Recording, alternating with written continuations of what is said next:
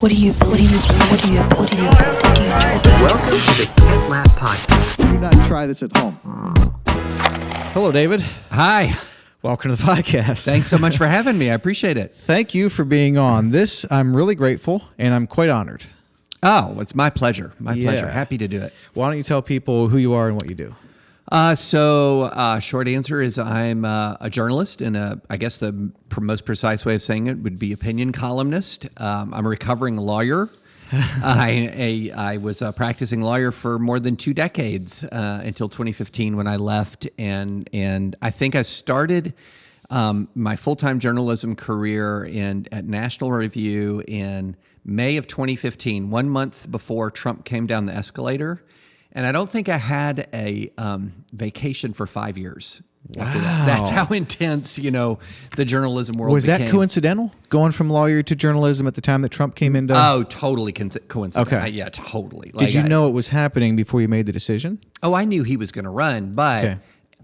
Like most everyone, I didn't think that Donald Trump was going to become president of the United States. I had been writing for a long time about law and politics and religion, and writing in National Review and writing in other publications, and so it wasn't a big sharp jump for me. I just left one. I just went all the way into one part of my life, which was writing. I see. And left another part of my life, which was litigation, and behind. Yep. And so. But yeah, so I'm a journalist. I'm a veteran. I was in Operation Iraqi Freedom during the surge in 07-08. I served as an Army lawyer, a JAG officer with the 3rd Armored Cavalry Regiment. More important than that, I'm a husband and a father. I've been married for 25 years to my beautiful wife, Nancy. I have 3 kids, 2 of them in college, and 1 in 6th grade, and I also am now a grandfather. So, Oh, congratulations. I'm one of the few people who has a 6th grader and a grandchild. So How does the grandchild feel? the grandchild is very young. She just Okay. feels happy. Okay. No, I mean to you. How does that feel? Does it feel like what you expect it to feel like? Well, it better because so my daughter, she's a senior at University of Tennessee. Her husband is an RUF intern with the Reformed University Fellowship. He wants to go to seminary. So they got married young, right after her freshman year of college. And so we were not at all surprised to be grandparents. Yeah. But she was, and I wrote about this, she, in August, when she went for a routine ultrasound, received some really devastating news that Lila, our grandchild, had 3 very significant birth defects, and the prognosis was going to be really grim. And so immediately we went from sort of celebration mode to prepping for the worst. We didn't know what was going to happen.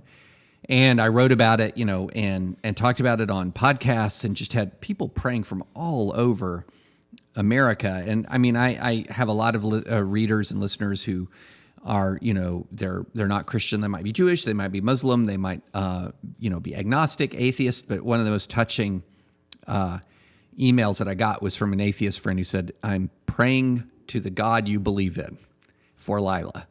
And which I just was so touching to me. And That's the best of America right there. oh, it's so Man. fantastic. And so God was very gracious. She had 3 major birth defects. She had only 1 kidney. One other was covered up in cysts. She had gastroschisis, which is when the intestines develop outside the body. And she was very, very, very, very low birth weight. And so those 3 things together often indicate serious genetic abnormalities. And but as she stayed in the womb, she improved. Like, her weight increased, her other kidney continued to function well. The intestinal problem, actually, there was scarring that was apparent on the ultrasound that decreased. In other words, that her intestines looked more healthy. And by the time she was born, she was nearly full term. And the doctors at Vanderbilt Children's Hospital did this experimental, first of its kind surgery on her. And rather than being in the NICU as we expected for 3 months, she was in the NICU for about 2.5 weeks. And then she came home, and she has been a healthy, happy baby ever since. And it's just been remarkable. So every day we look at Lila and, she's our miracle grandchild. So that's why I say, when we were told to expect to be grandparents, we thought this is going to be great. Yeah. Then we went through this, this phase of what's going to happen. And then now we're in a phase of we have this miracle grandchild. And so it's wonderful. It's such a praise blessing. God. Congratulations. Yeah, thank you. Yeah. Now you do most of your writing for the Dispatch? Yes, I write for the Dispatch, which is a new conservative media outlet started in 2019. And I'm also a columnist for Time magazine. Okay.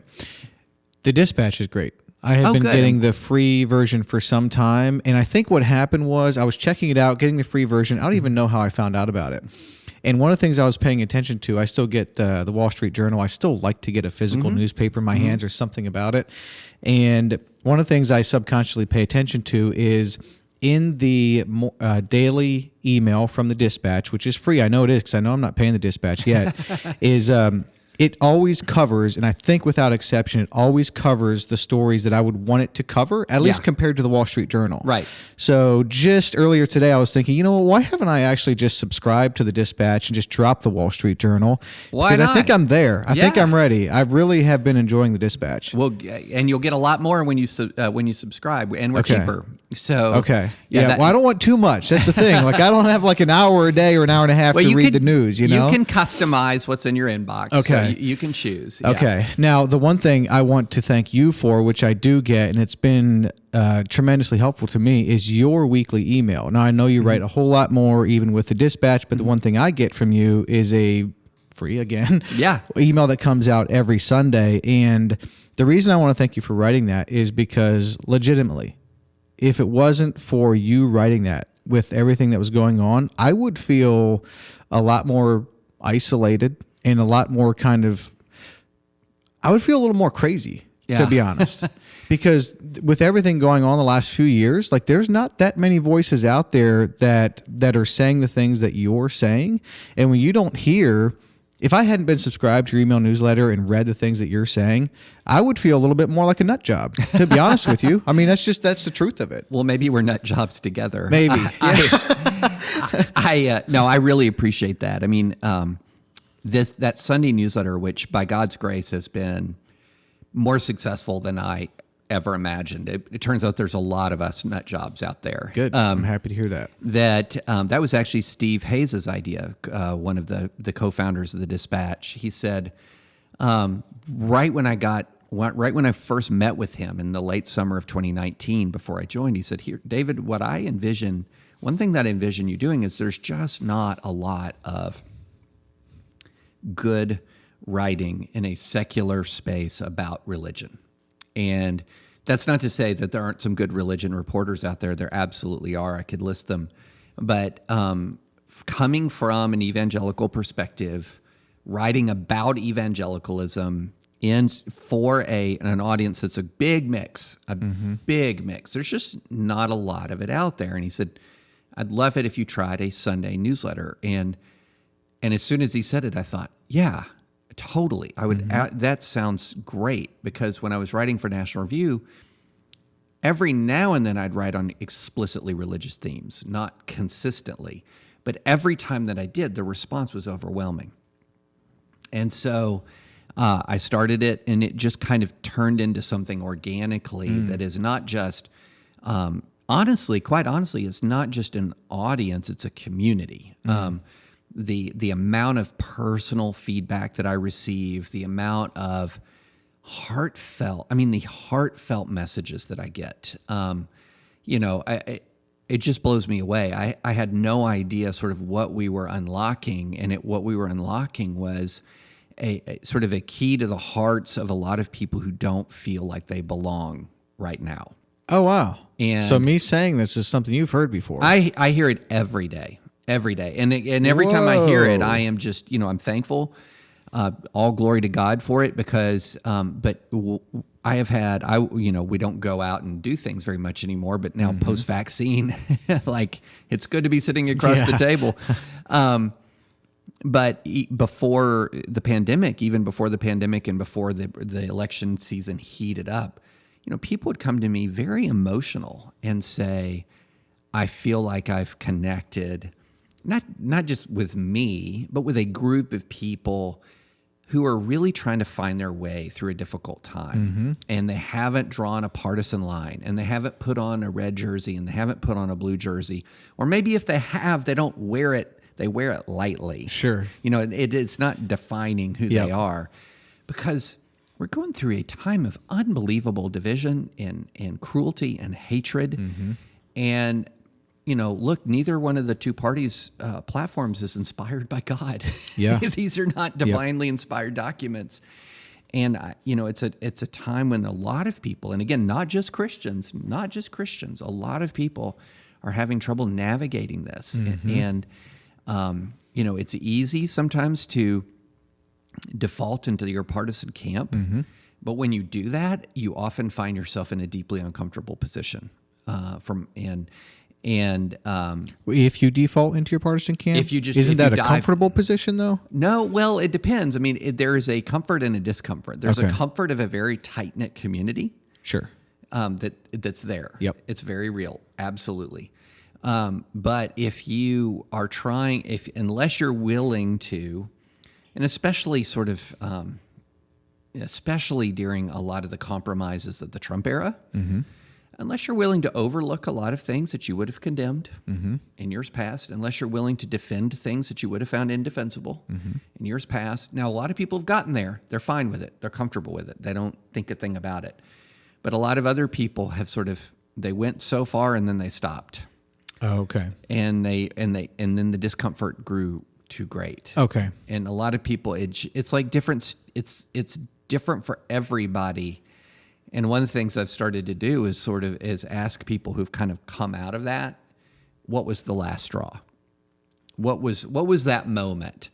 And for some people, it was something in the primary season. And for some people, it was, say the Charlottesville situation. Or for some people, it was another, it was maybe at the onset of the pandemics and the press conferences. And for other people, it was January 6th, So there's often for a lot of people, and I'm speaking mainly of right-leaning individuals who would otherwise sort of more naturally identify with Republicans.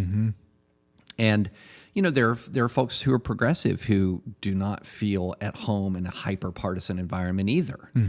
And they all have a different moment where they said, wait a minute, I don't buy into all of this. Yeah. Okay, that makes sense. So you're saying, let's say someone like yourself, who I think kind of grew up in the Republican Party or was part of that for some time, totally, right? Yeah. And then along comes Trump, and now, this Republican identification now is no longer comfortable. That's kind of sign on to this, yes. Aha, that makes total sense. I guess I'm more familiar with, okay, here I am going about my life. I'm a little bit more loosely identified. I am not super partisan in any camp, but I'm certainly conservative, right-leaning.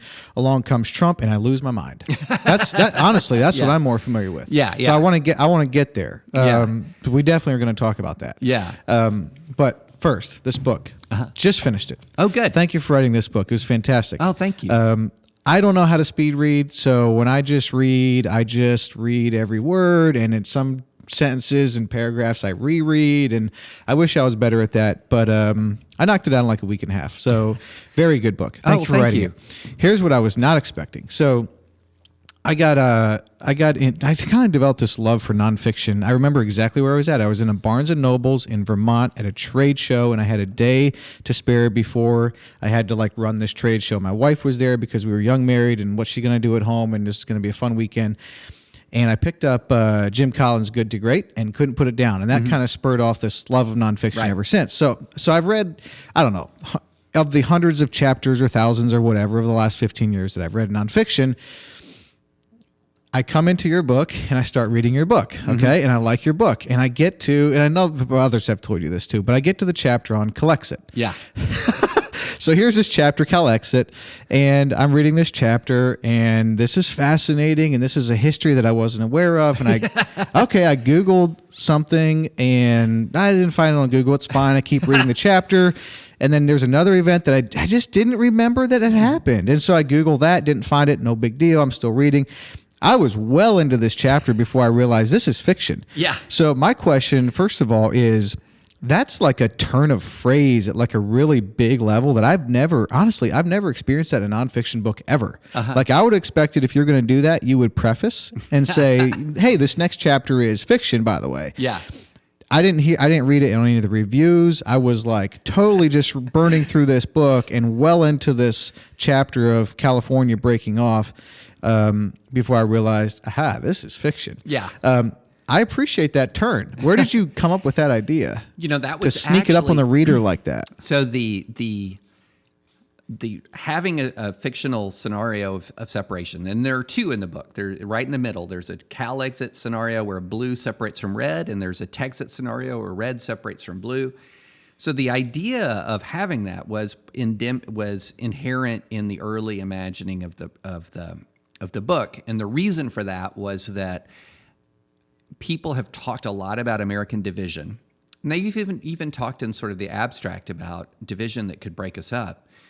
But how could it happen really? Like how would this actually happen? And that's why I thought the fictional chapters were important. And the reason why I did it like this, which was just flip straight into it, is to me the book would stand or fall on whether or not you could get into those chapters without realizing they were fiction.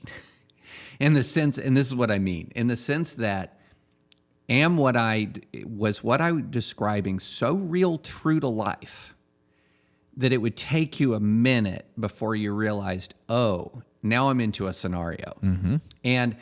And so when I've talked about the book, I've talked to a lot of folks, and I said, here's, the book really does stand or fall on whether the one or both of those chapters are plausible. Mm-hmm. If you don't find them plausible, then the book's alarmist, quite frankly. Then the book is alarmist. Then this is just another one of those books that's, the sky is falling, the sky is falling. If you find those chapters plausible, if there's something where you're reading and you're going, wait a minute, okay, so this is what's going on, then you realize, okay, this is how the trends that I am describing that are separating us could ultimately break us. Yeah. So I guess on that front, at least certainly with me, it's mission accomplished. And have you heard that from others too? Yeah. Where they did absolutely not realize they were reading fiction and they were well into the chapter. And okay, well, if the book was hinging on that being true, I'd say you did a great job. Well, it's really working. I'm glad. And for the listeners that haven't read the book, it's Divided We Fall, America's Secession Threat and How to Restore Our Nation. All right. Tell us about that secession threat and how that would possibly or potentially break out. And then there's two questions I want to pull out specifically of the book. So the theme of the book is in the first paragraph, and the first paragraph says that we cannot guarantee the continued unity of the United States. And it says the reason. The reason is that there's no single truly important cultural, religious, political, or social force that's pulling us together more than it's pushing us apart. In other words, if you're going to talk about every major, truly important cultural force in the U.S., they're separating us, or political force that's separating us. So I walk through them early on in the book. We're geographically clustering. We're more likely to live around people of like mind than any time before we've been measuring the statistics. So most Americans now live in what are called landslide counties, where one side or the other wins a presidential race by 20 points, wins in the presidential contest by 20 points or more. For example, I live in a bubble within a bubble. I'm in Williamson County, Tennessee. My address, my sort of area where I live is 85% Republican, 15%, or a little less than 15% Democrat, because there's some independents in there. I moved, before we moved in Tennessee, I moved from a blue bubble, a place that was about 90% Democratic and 10% Republican. In fact, my entire adult life, I've only lived in bubbles. I've either lived in blue bubbles or red bubbles my whole life, my whole adult life. And so when you wall yourself off geographically, one of the things I talk about in the book is you become more extreme. So the more you're around like-minded people, the more extreme you become. It's a phenomenon called the law of group polarization. So when you're around people of like mind, the way this works, and it's a concept articulated by Cass Sunstein, it is that when people of like mind gather, they become, the common expression of their shared view becomes more extreme. So if you and I are both opposed to gun control, and we podcast for an hour about gun control, we're going to end the podcast more convinced than ever that gun control is wrong. Or if we are concerned about climate change, and we podcast for an hour about climate change. We're going to end that hour having reinforced each other and more convinced that climate change is a crisis. Natural human tendency. How many people go to a really good Bible study and leave it loving Jesus less? Sure. This is just the way we good are. point. So we cluster off amongst people of like mind. We grow more extreme.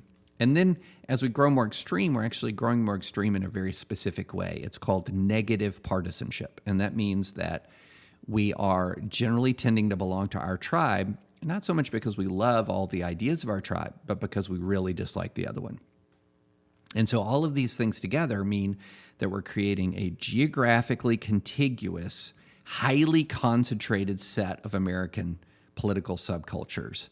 And historically, when you have geographically contiguous, highly divided areas, they tend to start to try to separate from each other. And we're not immune to these historical forces. I mean, this is something that's just been true throughout human history. And so what I then do in the book is imagine, like, how would that happen? What would be the triggering events that would make us so angry at each other that we would want to separate? And I do not imagine a civil war.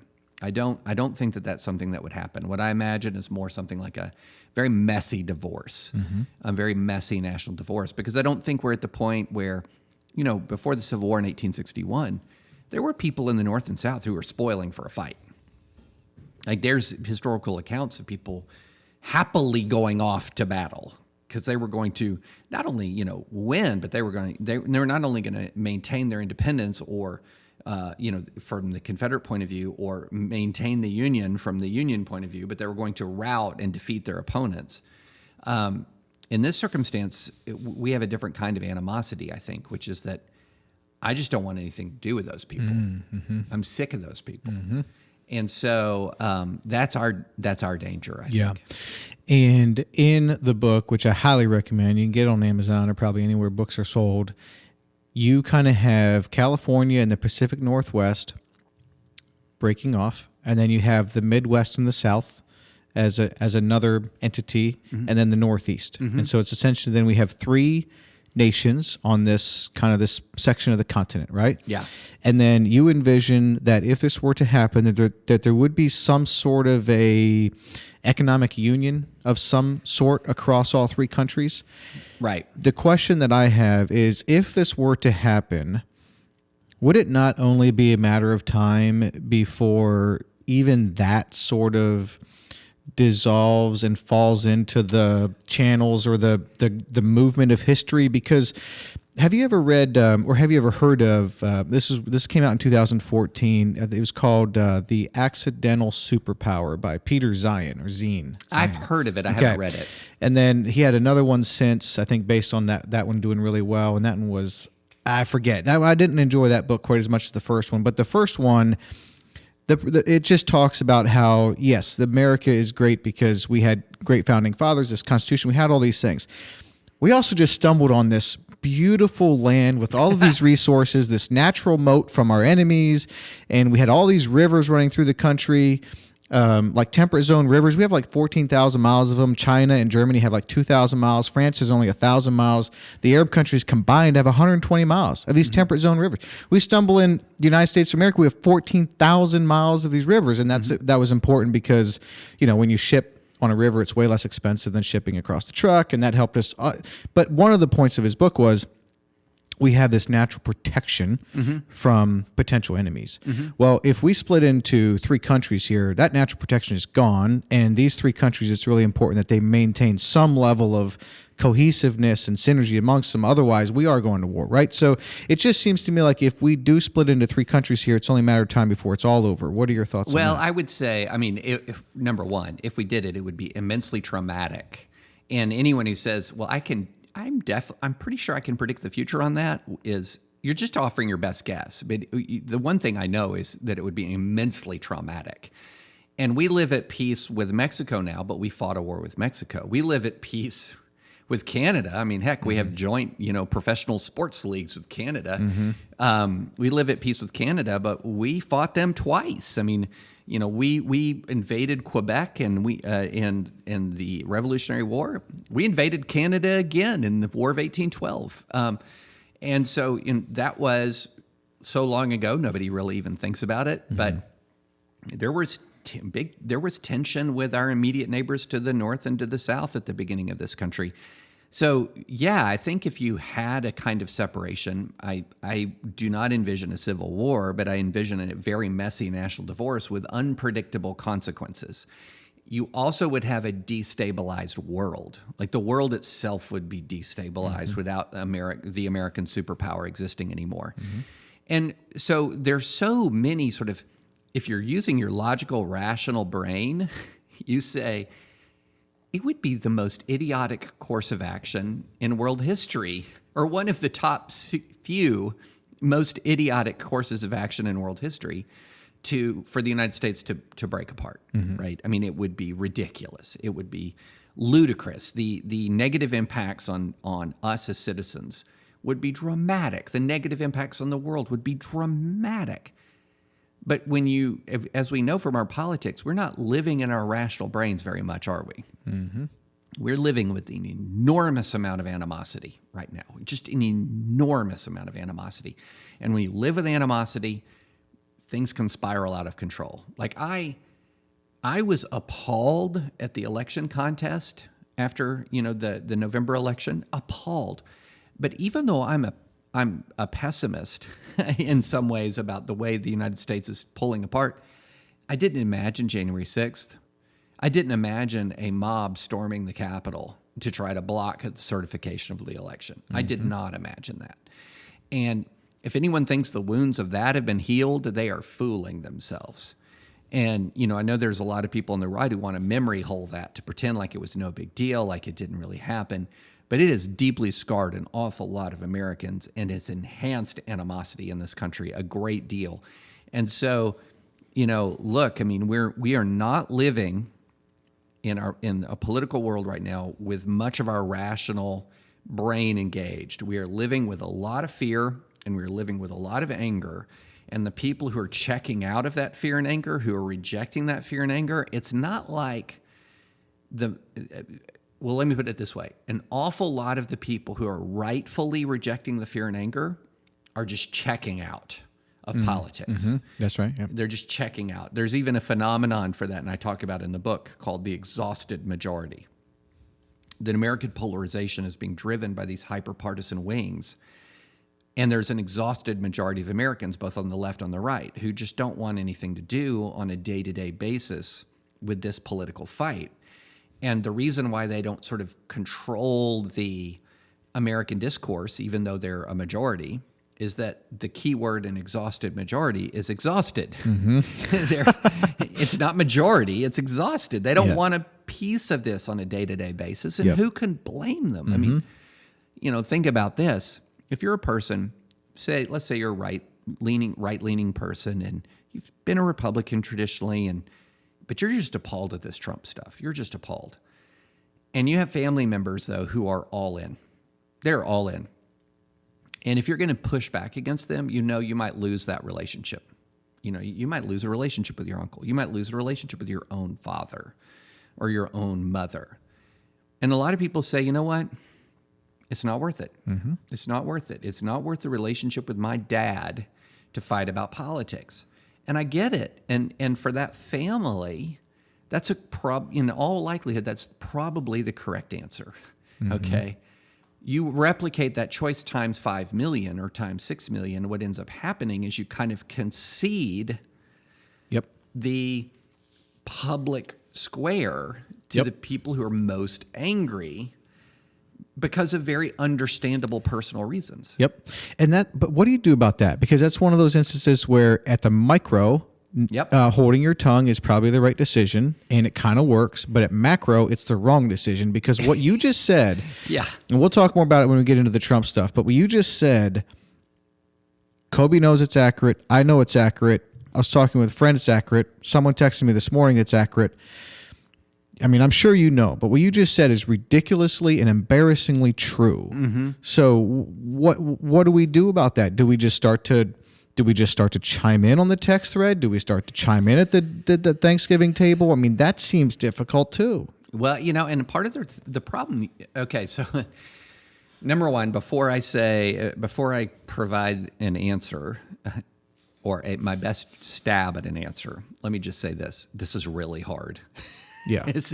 We're all just trying to figure this out.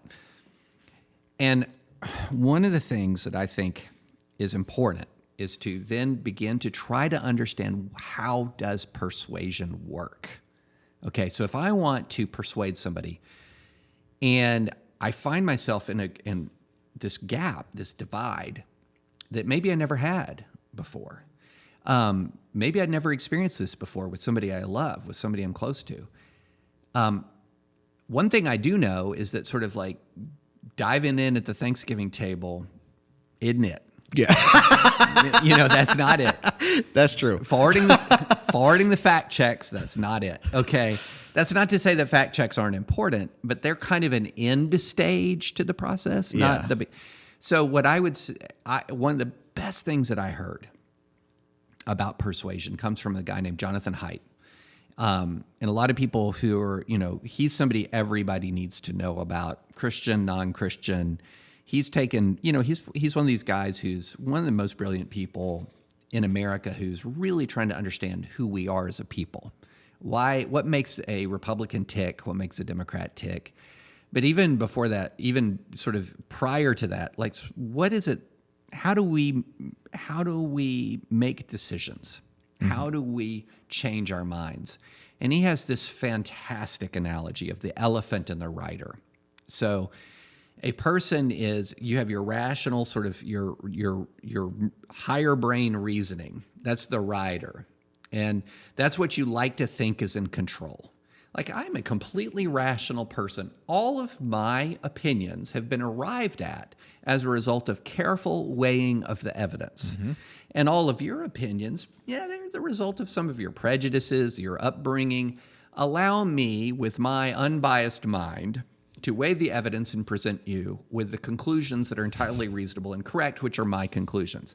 So we like to think of ourselves as the rider. In reality, the rider can't go anywhere where the elephant won't let him go. And the elephant is sort of all of the rest of us. Mm-hmm. It is the family relationships we have. It's the friendships that we have. It's the cultural upbringing. It's sort of like this big sort of tough to define sort of mess about who we are that is really pretty much in control. Mm-hmm. And the rider has no say. If the elephant sticks its feet in the ground, the rider can't get it to go anywhere. Yep. And so what Jonathan Haidt says is, we aim all of our arguments at the rider when we really should be reaching the elephant. Mm-hmm. And how do you reach the elephant? Well, there's a lot of different ways to do it, but one of them is just relationship. It's just relationship. Mm-hmm. It's bringing people into a community. It is, one of the interesting things that he says is, what often happens with persuasion is someone joins a community first and then orients their mind to match the community. Mm. So in other words, like... You're saying that's mostly how it happens? Often how it happens. So okay. Let's say, for example, you and Colby are... We get to know each other, met at a coffee shop, whatever. We're bitterly complaining about slow service, ended up sitting down together, striking up a relationship. Really enjoy hanging out. You invite me to say to a Bible study. I go to the Bible study. I meet some of the kindest people I've ever met in my entire life. I'm still not sure about this Christianity thing, but there's a community. Next thing you know, I'm sick, and all of a sudden you guys show up at my hospital. Nobody's ever done that for me. And so what ends up happening is you begin to feel a part of something, and you want to be a part of this, mm-hmm. because this community is something that I've never had before. And then What happens? The elephant wants to go there. Yep. And then the rider says, yeah, cool. Let's go. Sure. Yep. And so what is often end up happening is, let's just be bluntly honest about it, especially, if you're talking about a younger generation to an older generation. Who spends more time with like a grandfather? Do you? Who wants to send them a fact check? Or are they spending more time with their peers, mm-hmm. who are all in on Trump? Okay, what happens? Let's just walk through this. What happens if he reads your fact check and says, oh, wait, the election wasn't stolen? Well, he goes into that community and he goes, guys, the election wasn't stolen. He's out. He's out. That social circle, that his connection, his sort of day-to-day sense of community would begin to turn on him. And are you going to be there to take up that slack? Grandchild, who's got maybe young kids at home, or you're just starting out your life and you might see grandpa at Thanksgiving and Christmas and 8 other times of the year. You're not picking up that slack, right? But you think, oh yeah, I've done my job. I sent him a fact check. And that's just not how people work. And so what's ended up happening is we have communities where people are gaining meaning and purpose at a deep level, not just out of their partisanship, but out of their commitment to these conspiracies. And so how do you get people out of these conspiracies?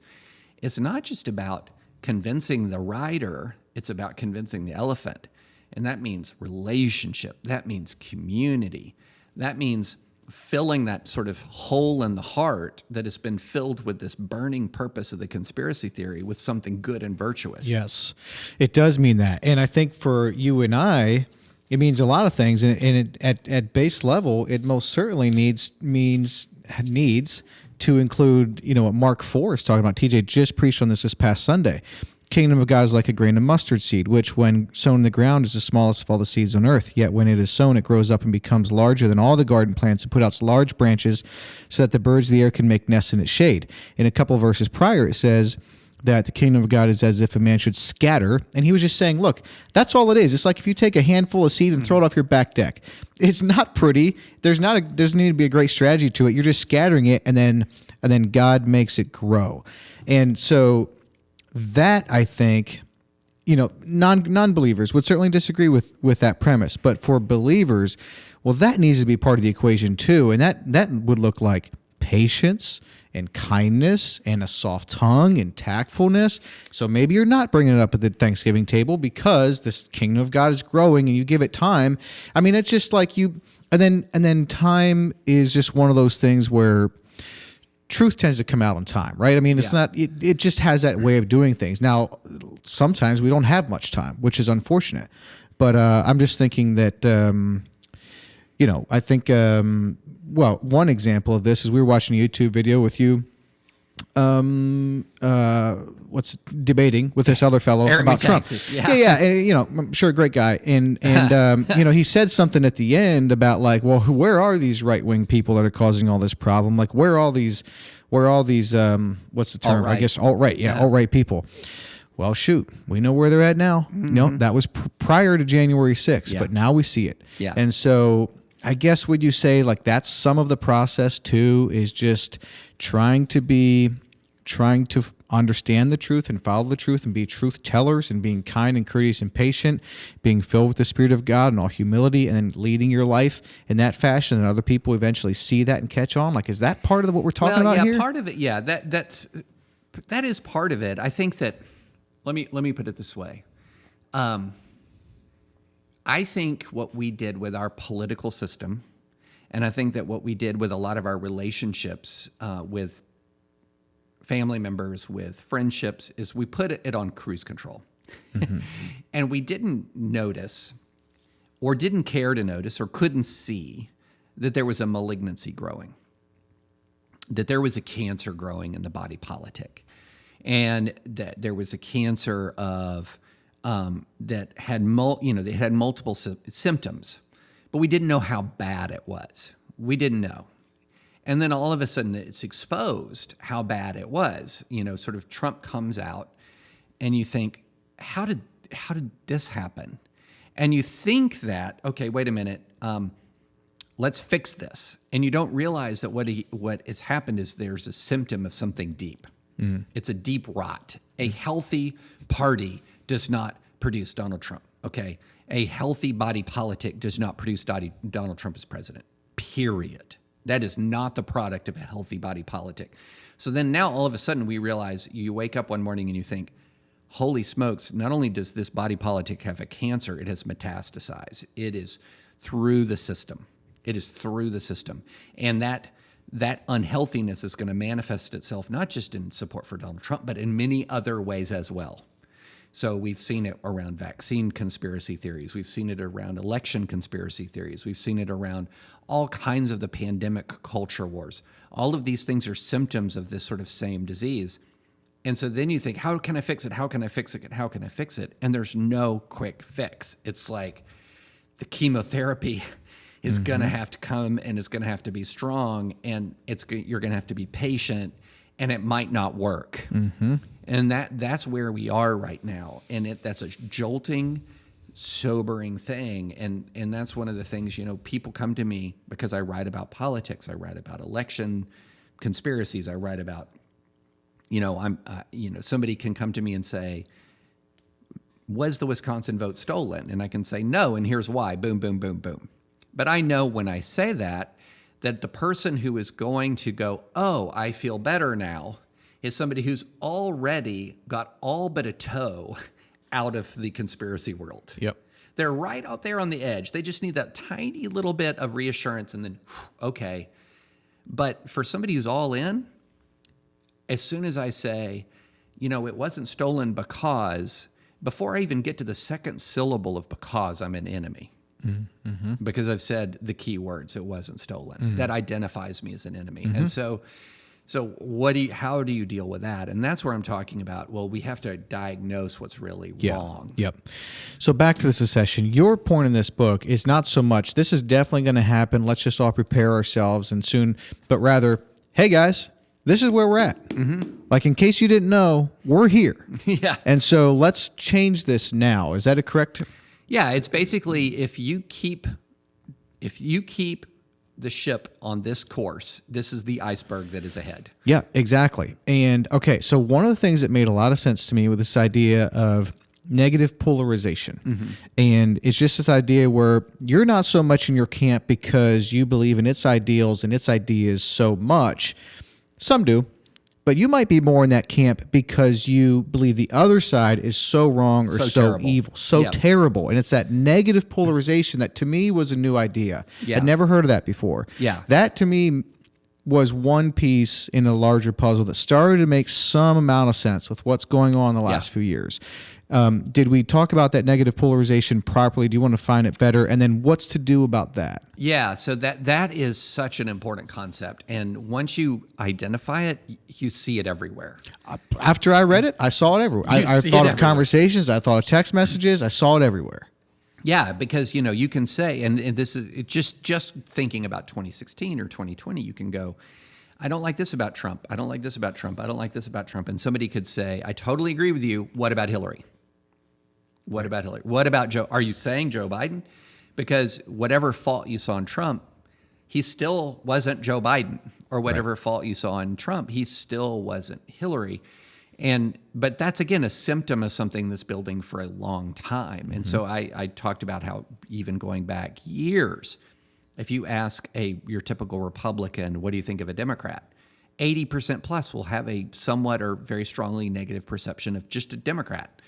If you ask a typical Democrat about a Republican, almost 80% will have a very strong negative reaction to a Republican. There are some, and I talk about this in the book, there are some measures where people are more willing for their kid to marry someone of a different religious faith entirely than of a different political party. That, in other words, it would be better for a Jewish person to marry a Christian than for a Republican to marry a Democrat, or a Muslim to marry a Jew than a Republican to marry a Democrat. Like that these questions of these differences about eternity, these differences of opinion about God Himself, are less important than the differences of opinion about red or blue in some people's minds. And so, when it's that serious, and I even talk about this thing called lethal mass partisanship, where a significant, thankfully not a majority, but a significant minority of Americans ascribe subhuman characteristics to the opposition. They literally believe that if some significant segment of their opponents would just die, not that they'd kill them, that they'd just die, that America would be better off. And that's called, there's a phrase for that, it's called, or a term for that called lethal mass partisanship. And so if you really if you're talking to someone who's very partisan, who's really, like they're all in with their red jersey or their blue jersey, more often than not every time, but more often than not, when you scratch below the surface, you're going to find an enormous amount of animosity and fear, just an enormous amount. And what ends up happening then is the ideology almost becomes irrelevant. It's very malleable.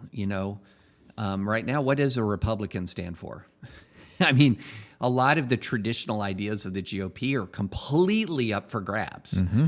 Now, there are some things that are still the same, such as it's got a pro-life plank, but many other things are completely up for grabs, mm-hmm. but they're just not Democrat. Right. And that's it. Yeah. That's the definition. I wanted to ask you about this. You say this was you were speaking at some conservative conference years ago. I know others have asked you about this, but here's the question. You said that you actually made this ridiculous statement that now you disagree with. Mm-hmm. At the time, you said, I believe the two greatest threats to America are university leftism at home and jihadism abroad, and I feel called to fight both.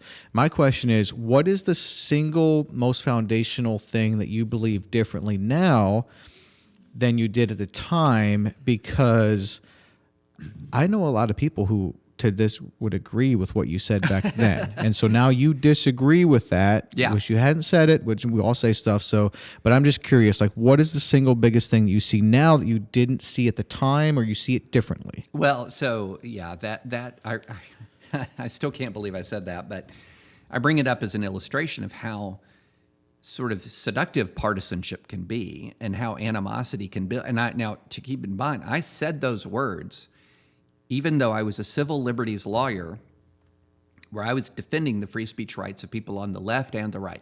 Mm-hmm. Okay, so and one of my jobs as a lawyer was I was a free speech lawyer, free exercise religion, First Amendment lawyer. So I would defend people that I disagreed with. So I said these words even when I had clients who were sort of university leftists. Okay. Okay. But I was very much a committed partisan Republican. And so I was speaking at this conservative conference, and, when you're at these conservative conferences, you kind of get all caught up in everything, and people are saying, I love the work you're doing here at home, and I was just about to deploy to Iraq. I love the work that you're doing at home. Why are you going off to Iraq? And I said, well, let me tell you. And so, I use this very crowd pleasing. I feel there are two great enemies of the United States of America, university leftists at home or radical leftists at home. I kind of viewed that as like a synonym, and jihadists abroad. And I feel called to fight them both. Applause, cheers. Then I actually go to Iraq, and I actually see jihad.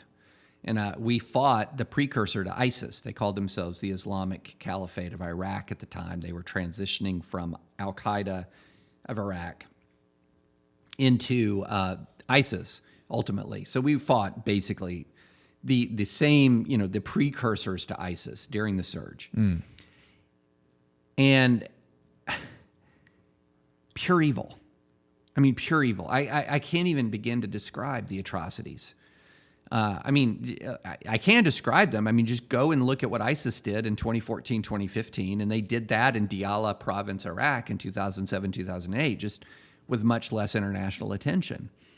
And I remember thinking, what was I thinking? I mean, I went to law school at Harvard Law School in Cambridge, Massachusetts, and I had a great life. I was in an ideological minority, and people made fun of me and tried to shout me down sometimes in class, but I belonged to a great Christian fellowship. I had great friends. I taught at Cornell Law School in Ithaca, New York, which is very far left, and my son was born there. I belonged to a great community of friends and had great fellowship with fellow believers. Our first year of marriage was in Manhattan, very blue, but that's where my wife became a Christian, was at Times Square Church. What on earth?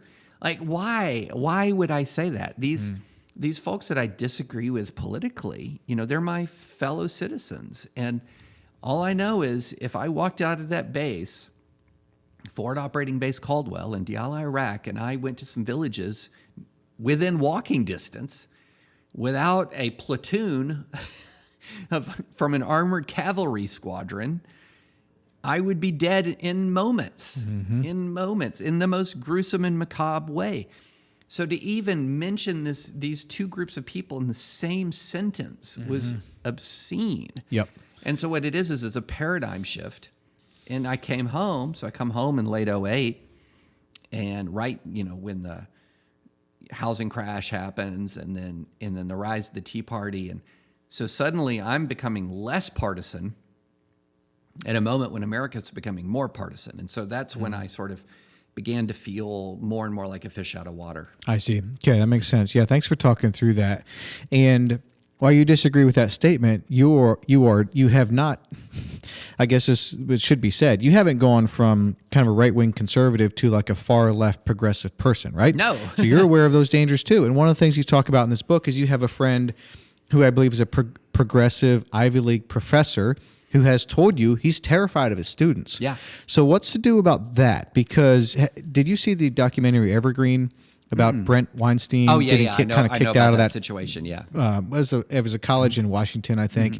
And I watched that last year, and just some other documentaries about that. And I'm watching those documentaries and like, I'm a little bit scared, like to see college students like take over those campus. I can't imagine like being there. That must be terrifying. Okay. But that's not just universities. Like this is spreading. Like you would know this better than I don't think it's safe to say we're like living under mob rule in America right now. Probably not. But mob has a lot of power here, it seems like, right? So what's to do about that? Well, we had violent riots all summer, in 2020. I mean, that's illiberalism. That is that is anarchism in some ways, and in many ways, it's anarchism. It's illiberalism. We have seen authoritarianism in college campuses where people try to suppress free speech. In fact, I spent much of my career fighting that in court, taking on speech codes. All of the things that, for example, you saw from Brett Weinstein at Evergreen State College, I've seen that other places. I've lived that in some ways when I was in law school in the early 1990s. There were shout downs in class. There were, I wouldn't say I got death threats, but because of my pro-life activism, people would say, I want you to go die. Write that and put that in my mailbox on campus. I mean, that kind of thing was going on in the early 1990s. And the way I put it, and the way I envision what our challenges is right now, is we do have an illiberal authoritarianism on the left, and we have an illiberal authoritarianism on the right. Both of those things feed off each other, and they become stronger because of each other. So if the illiberal authoritarians on the left will look at like the people who stormed the Capitol on January 6th and think, we got to use extreme measures against that kind of authoritarianism and that kind of illiberalism. When I say illiberalism, I'm talking about in the sense of classical liberalism, constitutional rule of law, et cetera, with an emphasis on individual liberty. And so what ends up happening is far right and far left feed off of each other. They feed off of each other, and they grow ever more radicalized because of each other. And so what's ending up happening is that one of the central conflicts, I think, in American life right now isn't so much between progressive and conservative. It's between liberal and authoritarian. In other words, if you really think that? That's what we're at. Absolutely. Absolutely. So wow. So, for example, the difference between progressive and conservative, sort of a conservative small L liberal and a progressive small L liberal, is a matter of mainly of policy. It's not of structure. It's not of questioning the constitutional foundations of our government. So one of the great virtues of the constitutional foundations of our government is that if I lose, I because of the First Amendment, I have a chance to persuade somebody so that I can win. Because of the regularity and fairness of our elections, I have a constant opportunity to try again. Because of the rule of law and judicial review, if a government goes too far in imposing laws that infringe upon my individual liberty, I have an opportunity to have that law struck down to protect my liberty. All of these things are absolutely necessary for a diverse, pluralistic country to live together. But if you abandon any of those, if you begin to make elections unfair, you destabilize the system because nobody can trust the outcome of an election. If you begin to degrade the Bill of Rights, well, then I have less opportunity to contest policies that I disagree with. I have less opportunity to engage, to practice my faith. I have more risk of being thrown in jail for a crime I didn't commit. all of these things that are sort of elementary to our system, if we begin to degrade them out of a desire to beat the other side because the other side is terrible, what you do is you become what you hate. And you're seeing a lot of this. And so, what we saw in the summer of 2020, there was a lot of violent rioting. And a lot of people on the right were saying, that's Joe Biden's America. Never mind that was happening while Donald Trump was president. But that created a sense of urgency and alarm and emergency to such a degree that what happened? Then there was a riot in Washington on January 6th. And so, wait a minute. So am I now down to where your position is you're going to riot to stop these other rioters? No, that's not where we can. That's not where we can't go there. Yep. And if that's where we're shifting to, then that makes every presidential election more and more and more important. Right. Exactly. Because this is the second thing I wanted to pull out from your book in the final here, but at least specifically. But you say in here federalism, which is this governance where states have. Well, you have states and a federal government, right? Right. That's federalism. So federalism has become a tactic, not a principle. It's a defense mechanism when you're out of power and an annoyance when you're in power. Federalists are the losers of the last national election. Because if you're a federalist, then you have more power at the state level, right? So federalists are the losers of the last national election. Nationalists are the winners because their guy's in charge. Their guy's running the country. If you're a Biden fan, this is good news because thank God Biden's in there. He's running the country. Right. Prior, if you're a Trump fan, thank God Trump's in there because he's running the country. But it's well, wait a minute. This is not authoritarian role here. Yeah. We're a federalist governance. Yeah. So that's what you're talking about, this federalism, kind of this tension between federalism and nationalism in this country. And my question with this is, how long can this go on? And what's to do about that? Because it seems to me that have you ever played tetherball where you have this pole in the ground and a long string of not very volleyball? good at it. Yeah. We used to play this in school so much when we got a tetherball set up, and I haven't played it in years. But it seems to me like, you can take a tetherball and you can pass it back and forth to each other, and, that's fine. But when you actually play, you're trying to get the ball to wrap around the pole, and that's how you beat your opponent when the ball is wrapped all the way around the pole. It seems to me, and maybe this is a bad analogy, I don't know, but it just kind of seems to me like the gravitational pull between federalism and nationalism or authoritarian role is towards nationalism and authoritarian role. And every time we hit that tetherball back and forth to each other and someone misses it or whatever, that string gets shorter and shorter, and it just seems like we're tending towards this nationalism. Yeah. Oh, that just seems to be the trajectory that we're on. So what's to be done about that? Yeah. Well, for right now, you're exactly correct. And what has to happen is people have to wake up to the danger of this. Because right now we labor under the delusion that one side or the other is laboring under the delusion that it can just go ahead and win. Why do I have to compromise if I'm just going to go ahead and win? And and the funny thing is that both sides feel like that, even though it's all recent history says it's absurd. Yeah. But so there's this enormous. So the Democrats for a long time have had this real confidence in demographics that we are a rising majority. America's about to become majority minority, and we have the non-white votes Democrat. There are a lower percentage of Americans are married, and single folks vote Democrat. And so time is on our side. All we have to do is just wait, and we win. And so there's this huge confidence. And even in the Obama era, that they called it the coalition of the ascendant, that all of the Democratic constituencies were growing, all of the Republican constituencies were shrinking. Okay. Well, then along comes Trump, and he wins. And that really was a fly in the ointment of the coalition of the ascendant, because they were so confident in their coalition, they wouldn't think that somebody like Donald Trump could beat them. How could somebody like Donald Trump really? But Donald Trump won, but he had a different coalition. He had a coalition that said, "Wait a minute, the Democrats have become too elite. They've been too out of touch." And as much as there is a growing amount of non-white voters, there's still a heck of a lot of white voters. And there's a heck of a lot of white voters without a college education.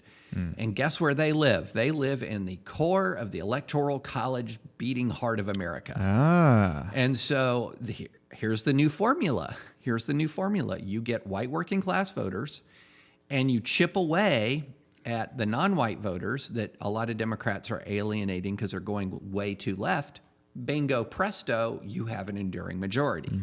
So both sides have a theory for an enduring majority. Well, if you have a theory for an enduring majority and you have a lot of confidence in that theory, you don't have to compromise. You just got to win, and you're gonna win.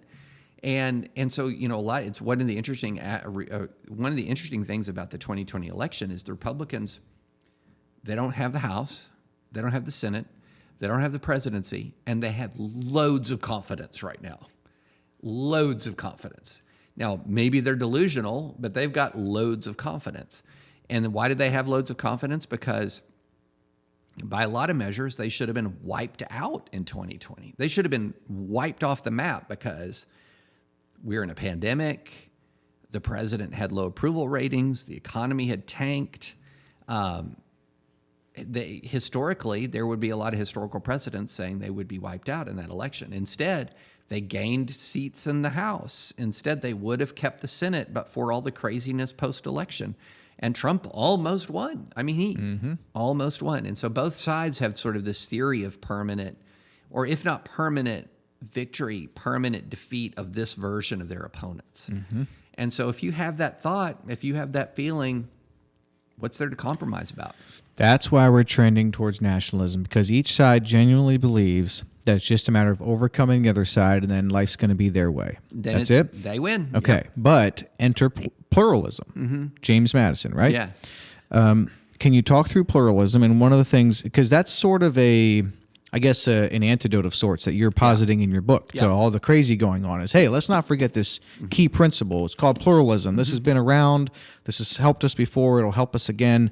Can you talk about what pluralism is? And I'm particularly interested in what pluralism is as in relation to populism?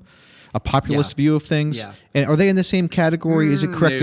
No, they're not. They're not. Okay. They're not the same. Okay, so it's not like if you're like, no, I'm not a pluralist, I'm a populist. That's not how that would work. Well, populism is often an enemy of pluralism, because what a populist does is essentially he's saying, I speak for the people, and I'm part of this mighty majority. And a pluralist is, and a populist isn't necessarily all that tolerant historically. Okay, yep.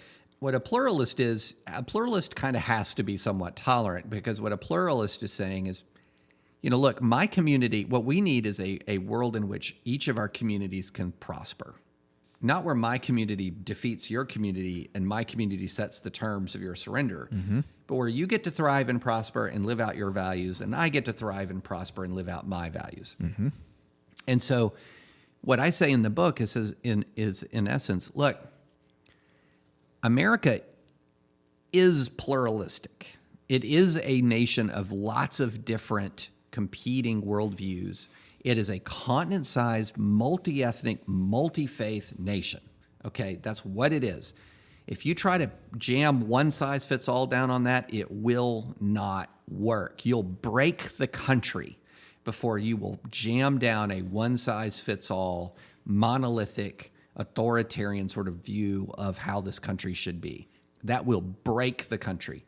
James Madison, even going back to the founding of the country, we look back at the founding and we tend to think of it as not all that diverse.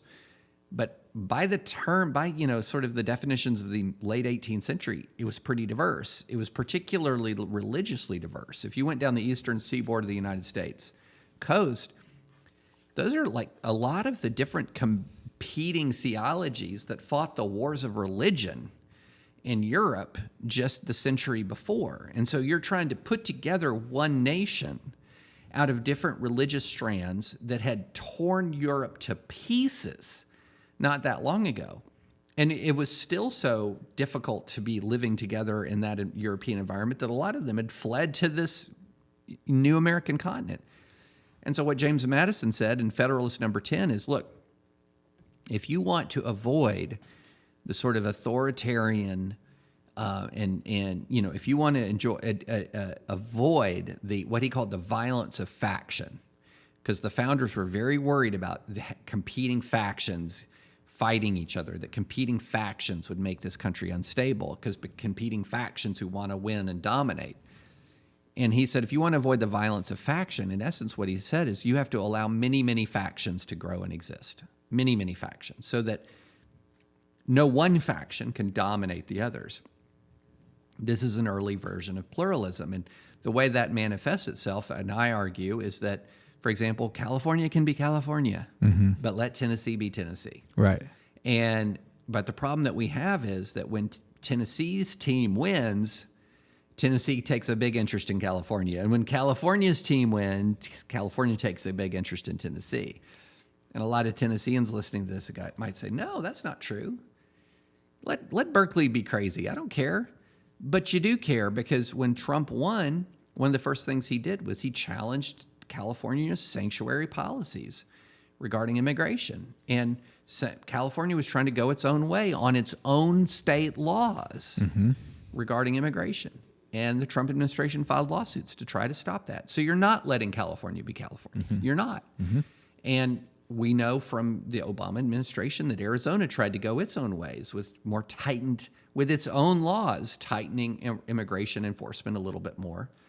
The Obama administration wouldn't let Arizona go its own way. And we can give example after example of that. And so what pluralism says is, in essence, look, I like one of George Washington's favorite Bible verses was Micah 4:4. And it was remade famous again by Lin-Manuel Miranda in the musical Hamilton. But almost 50 times in his writing, George Washington would refer to this verse from Micah, and it's that every man shall sit under his own vine and his own fig tree, and no one shall make him afraid. And this was sort of Washington's vision for this country. Now, obviously, Washington was very far from perfect in realizing that. He was a slave owner, after all. But this is one of the sort of founding principles that he had in his mind, which is every man sits under his own vine and his own fig tree, and no one shall make him afraid. And I think of that as a beautiful vision of pluralism. You and I might disagree. You and I might have competing worldviews that are, we have incompatible different views about faith. We have very different views about taxation. We have very, very different views about many things. But the one thing we share is a common we share the same fundamental rights, and I share a commitment to defending your rights, and you share a commitment to defending my rights. And that's the essence of pluralism. That's pluralism, and that works, and that sounds great to me. Like, I love that. That sounds diverse, and that sounds fantastic. But that's what's being missed now, right? We're starting to miss some of this, and we're starting to push that away and try to just have our agenda roll the day, right? Which is what you're saying is, if you try to push one agenda one way down on this country, it's not going to bear it. This is not how it was founded. No. And thank God, because that doesn't sound like a country that I'd want to live in. Right. But it just seems to me it's just so basic, and that how are we missing this right now? Is it because we're getting so caught up in the conversation and the agendas and everything? Well, one of the things about pluralism is that pluralism is not utopian. Okay, so I can make pluralism sound good. I can wax eloquent about Micah 4:4, but here's the brass tacks. Pluralism means letting you be wrong. Okay, that's hard for us. Especially when we think that what you're wrong, your version of wrong means bad policy. Policies that hurt other people that you think are. So if you're running California, now I'm running Tennessee, and I think I have not just figured out what's best for Tennessee, but this idea is going to be best for you. You just don't know it yet.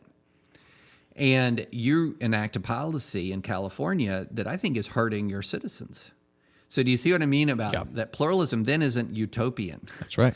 Yep. Okay, so nationalism has this utopian pull to it in the sense that you can say, you know what? this policy, you'll thank me for this later. That this policy is going to be better for you. It's going to be better for all of us.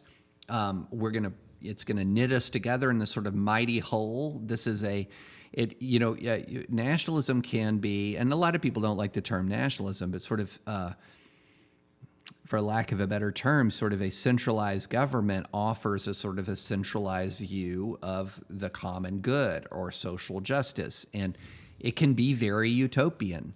Whereas somebody like me kind of comes along, I'm civil libertarian, so that means that I want everybody to have the same rights of free speech. So that means, I don't know Colby very well, but I'm sure he's wrong about a few things. And what that means is, protecting his right to say things that I think are wrong. Mm-hmm. Okay, well, that's not very utopian, because what if someone hears Colby and agrees with him? That's not good. Yep. And so what ends up happening is, so you come along and you're the civil libertarian and you say, I think this person enjoys the same free speech rights that I do. And then you come along and you say, this person who I'm pretty sure they're guilty of a crime, they get due process rights. And then there's this other state, and this other state has taxes that are too high. And, well, that's up to you guys. Mm-hmm. Yep. And so in the brass tacks, I end up sort of losing out to the person who says, hey, I'm the person who, I believe in good speech. I believe in good policies. I believe in putting bad guys in jail. I believe, and so you end, because pluralism requires compromise. Yep. It loses often to utopianism. Yeah, makes sense. And it also requires restraint, right? Because pluralism is great if you're talking about other people being okay with your ideas, but then you have to turn around and be okay with them doing their thing and them propagating their ideas, and that requires restraint. But James Madison also said our Constitution is made for moral and religious people. John Adams said this. Okay. Yeah. And that may not be the direct quote, but I think that's the vibe, right? Okay. Mm-hmm. Well, man, correct me if I'm wrong, but it doesn't, I don't know if that's true of America right now. Maybe it is. Is it? And if it's not so true, what's to be done about that? Yeah. Okay. So now you're getting to a whole nother concept. So we were just talking about pluralism, and also pluralism requires a lot of humility. So one of the foundations of pluralism is humility, because it says, you know what? I might not know what's best for everybody. I might not know what's best for everybody, so I'm going to let and allow and protect the right of other people to experiment with their own ideas. Mm-hmm. That's, again, hard for people to do, especially it's harder the closer you get to power. Okay, let's close the chapter on pluralism for a second and move to this, what John Adams. Now let's get into the concept called ordered liberty. The founders believed in liberty, yes, but it was not libertinism. Okay, so there's a difference between liberty and libertinism. Sort of libertinism, or kind of a hedonism. I have liberty so that I get to do whatever I want. So essentially, if you took two key founding documents, one is, of course, the Declaration of Independence. That's Thomas Jefferson, primary author. He says, in these famous words that we're endowed by our Creator with certain unalienable rights. Among them are life, liberty, and the pursuit of happiness. And then he goes on to describe in the Declaration how governments are instituted among men, not their sole purpose, but a primary purpose is to protect that liberty, right? So what does government do? Government protects our liberty. Well, then John Adams comes along in this letter to the Massachusetts militia several years later after the Constitution is ratified, and he says, our Constitution was made for a moral and religious people. It's wholly inadequate for the governance of any other. And so what he meant was, we did not create a government strong enough to restrain the people if the people are bad. Okay. And he talks about how, if the nation would was given over to vice, was given over to certain kinds of sins, avarice and others, they would cut through the cords of the Constitution like a whale goes through a net, was the way he said it.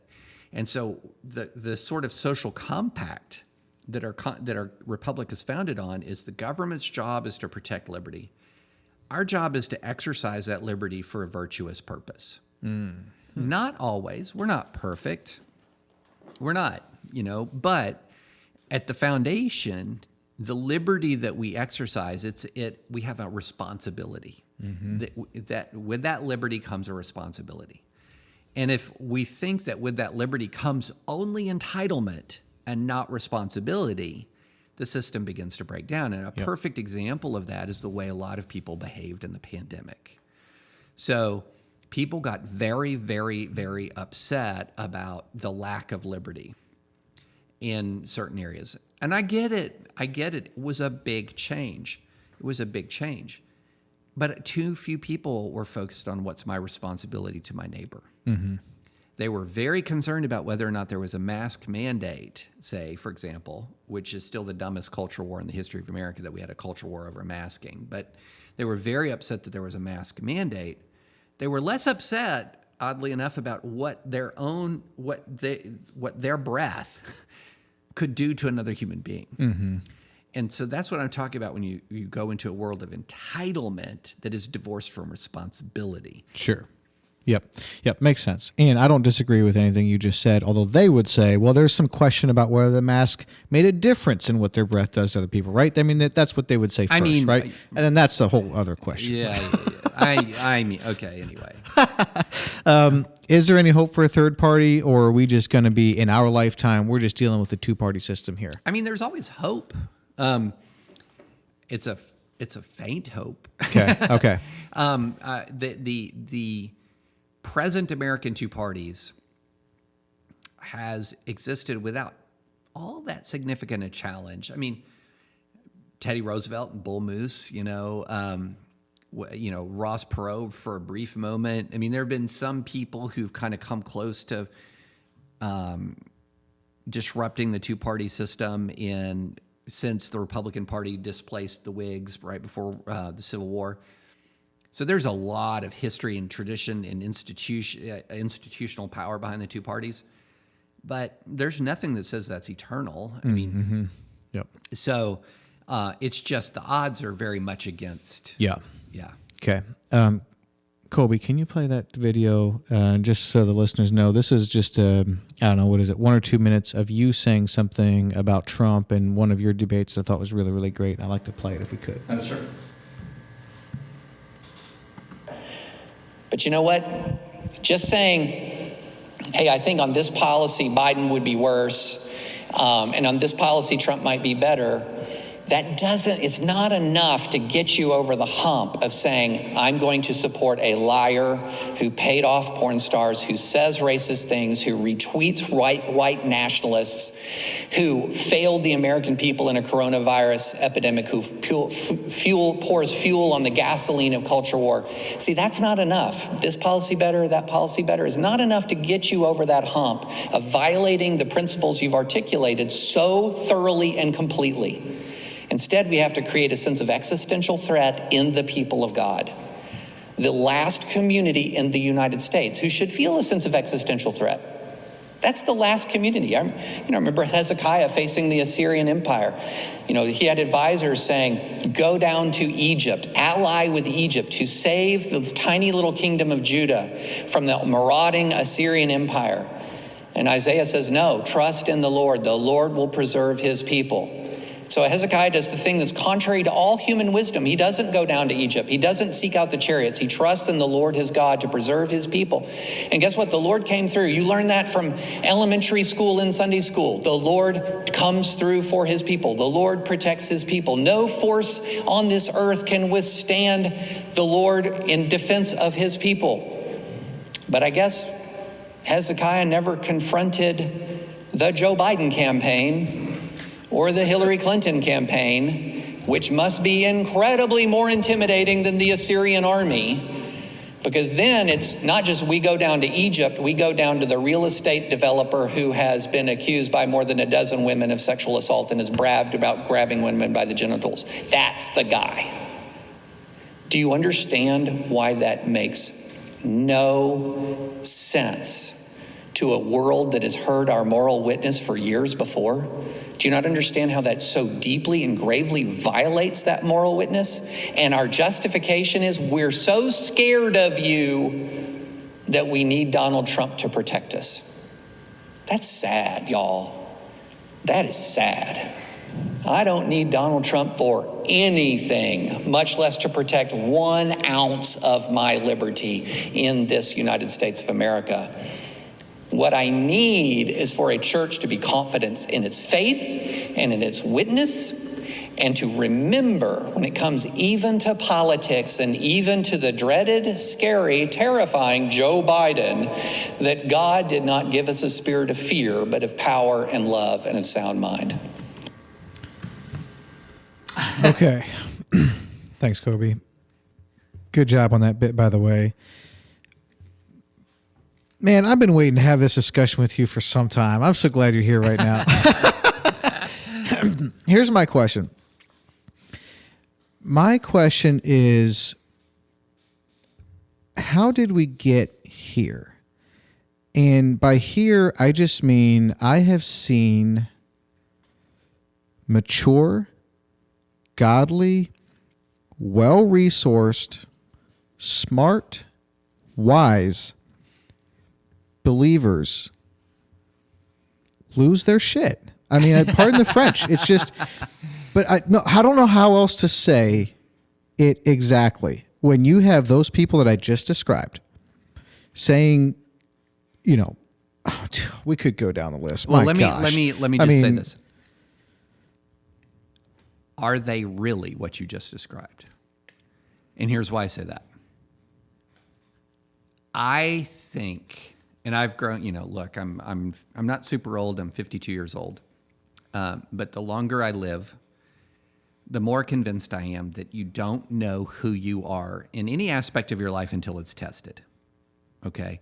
You can envision yourself as a truthful person. You can think, man, I'm a truthful person. I place a high value on honesty. You don't know if you're a truthful person until it will cost you something to tell the truth. You might think you're a faithful person. You might think that, you know, you can stand in front of your wife on the day of your wedding vows and with every molecule of your body pledge to be faithful to her, and you don't know if you are until that's tested. Mm-hmm. You might think, and I saw this when I went to Iraq, you might think you're courageous. You might think you have a lot of physical bravery, and this is an old story. You know, there's it's like a trope in movies, like the barracks warrior who, when the bullets start flying, is nowhere to be seen. You might think you're courageous until courage has a cost. You know, so all of these areas of life, and this is the thing, and we'll go through our life and we'll fail. And all that, you know, that just reminds us we need the cross. We need the cross. We need the cross.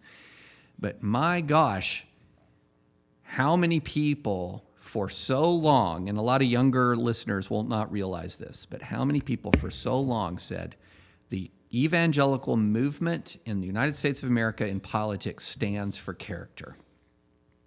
In 1998, the Southern Baptist Convention issued a statement called a Resolution on Moral Character in Politicians. And I might get a word or two wrong on this, but one of the key phrases was said that tolerance of serious wrong by politicians sears the conscience of a culture, spawns unrestrained lawlessness, and surely will result in God's judgment. In 1998, and all the Christians, you know, especially the white evangelicals said, yes, exactly. Now, what was going on in 1998? A Democrat was under fire for an affair with with an intern that he lied about under oath.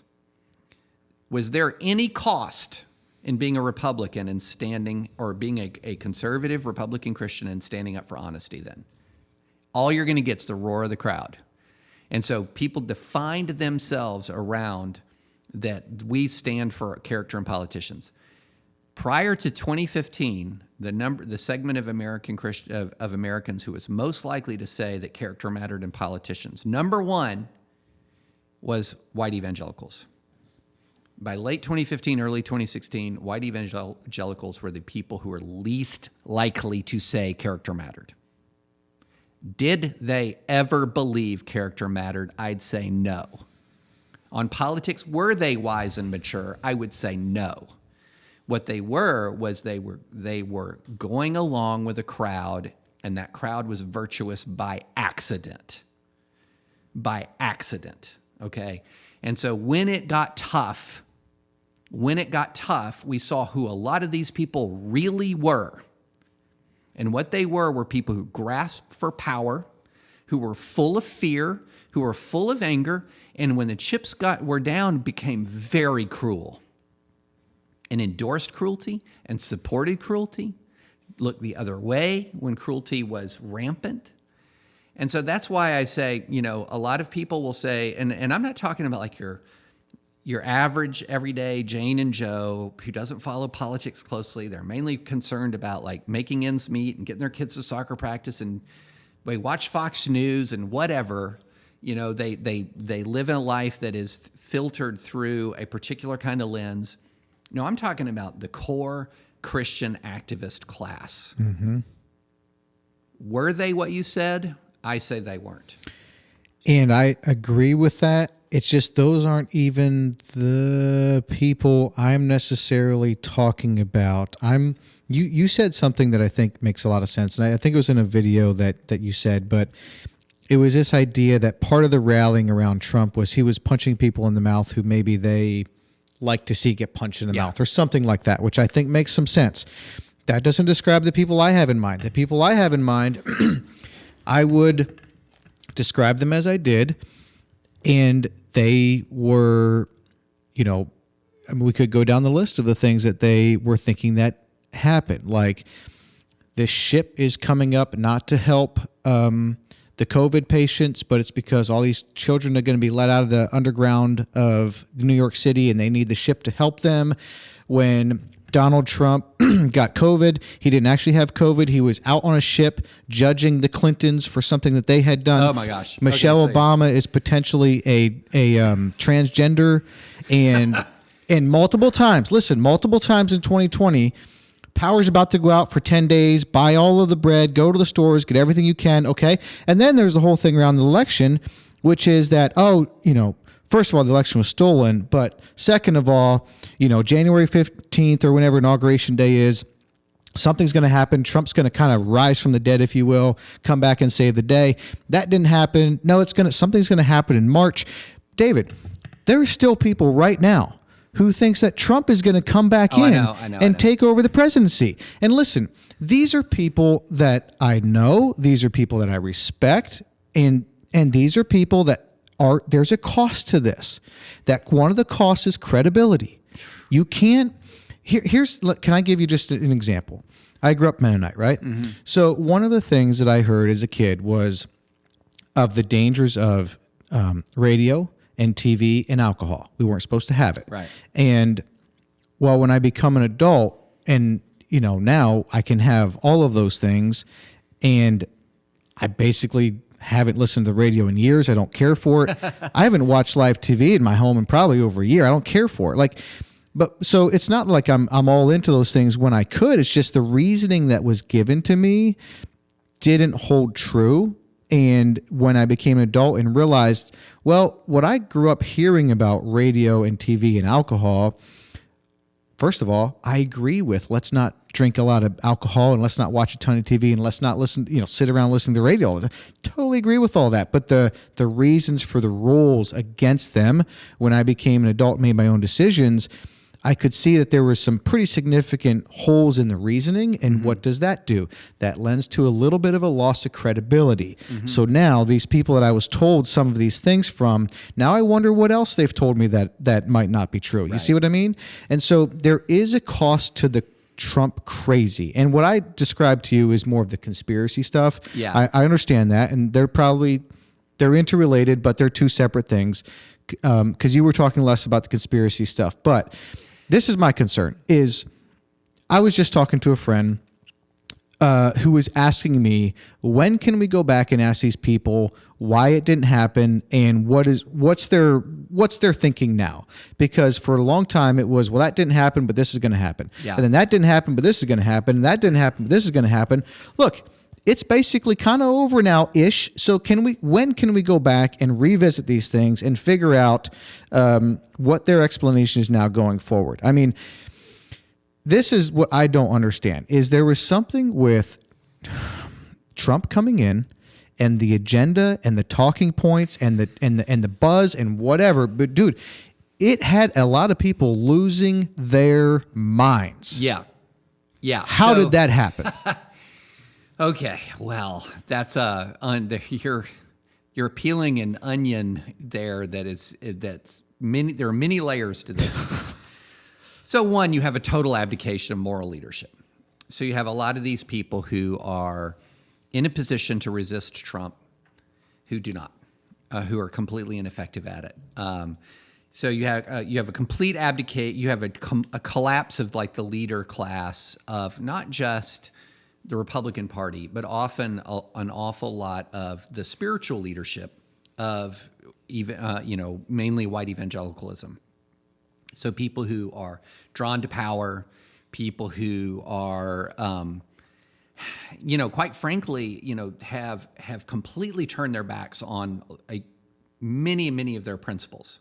So why do they turn their backs? Well, so then what ends up happening is you then communicate to the large number of people that because we're under deep, grave, horrible, terrible threat, desperate times call for desperate measures. So you're ratcheting up the stakes incredibly high.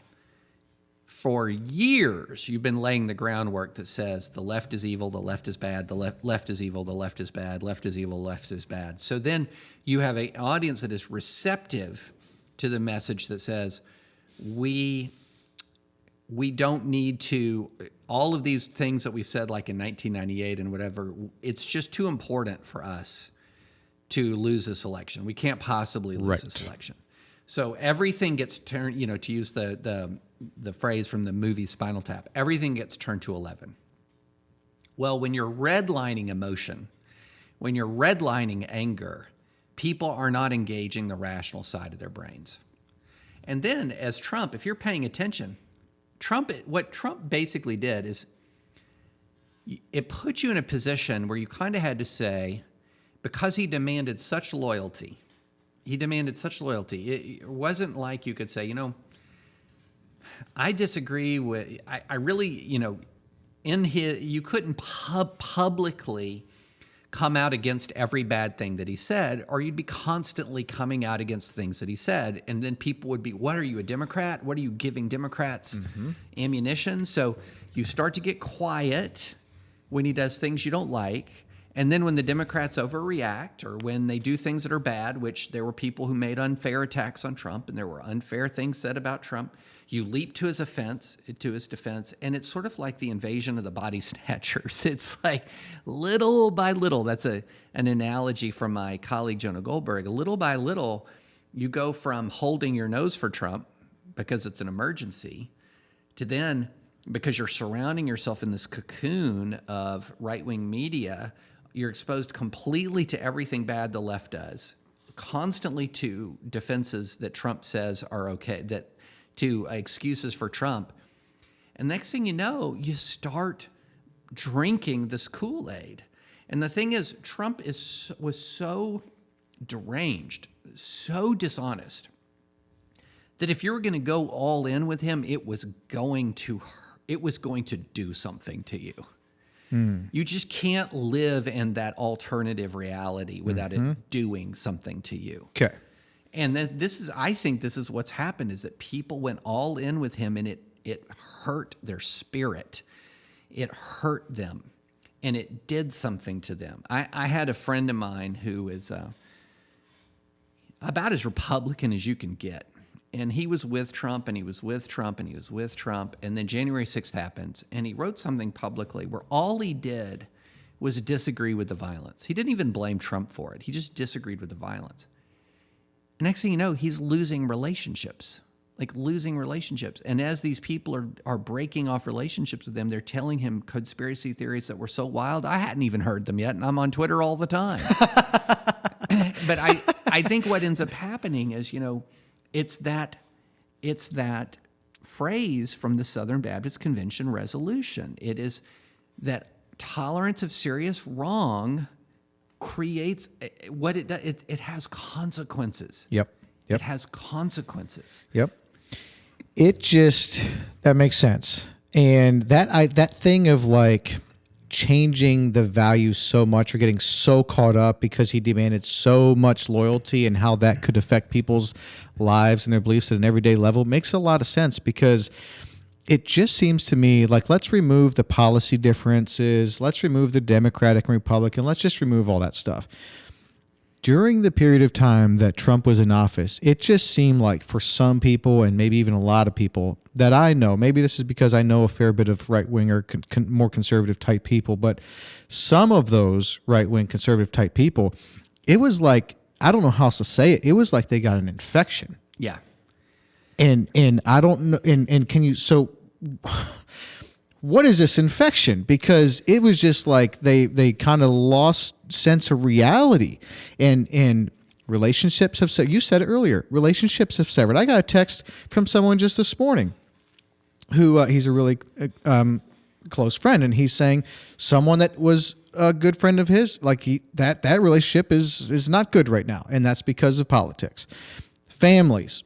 Some of the people that I'm talking about that have lost some amount of credibility, they're parents of my generation. Yeah.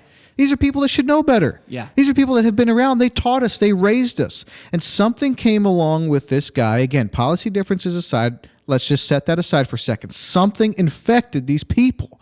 Is it fear? Is it a grasp for power? Is it this guy's rich? This guy has his stuff together. This guy knows how to manipulate people. Like, what was it? I mean, or is it? This is what sin does. Okay, sin degrades you. Sin strips you of dignity over time. You know, the other day, several years ago, we were out in kind of in a part of town, you know, where there's adult bookstores and everything. And my wife, we were driving, and this guy, and he just kind of looks around and he slinks into this adult bookstore, and it's just so undignified and it's gross. You know, that place, that everything.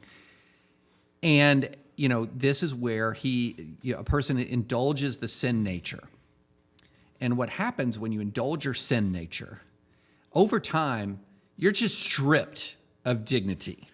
You are stripped of credibility. So you've seen it with people who indulge their sin nature when it comes to porn or sexual immorality. Over time, you know, somebody might go from looking at porn to visiting prostitutes to you name it. When somebody indulges their sin nature, and this is going to be, a lot of people are going to be really mad at this, really mad at this, but when you indulge your sin nature, it strips you of your dignity over time. It's one of the reasons why, you know, people who are multiple years down the road of just giving in to that sin nature, a temptation in their lives, they're almost unrecognizable from who they were before the process started. And a lot of people indulge their sin nature when it came to anger and elevating politics as God, and elevating politics as religion. They indulged it. They relished the rage. They relished the anger. They relished the cruelty. They relished it. Truth be told, you know, I'm over the thing that says that all these Christians held their nose and voted for Trump. Maybe that was a thing. People I'm talking about didn't hold their nose at anything. They would have crawled over broken glass. They'd eat out of his hand. And and truth be told, loved the things that were bad about him. They loved his rage. They loved him punching people in the face. They loved that he made people angry. They loved it. They loved it. And when you indulge that part of you, there's no fruit of the Spirit in that. There's no fruit of the Spirit in that. And people will say, well, you can't judge them.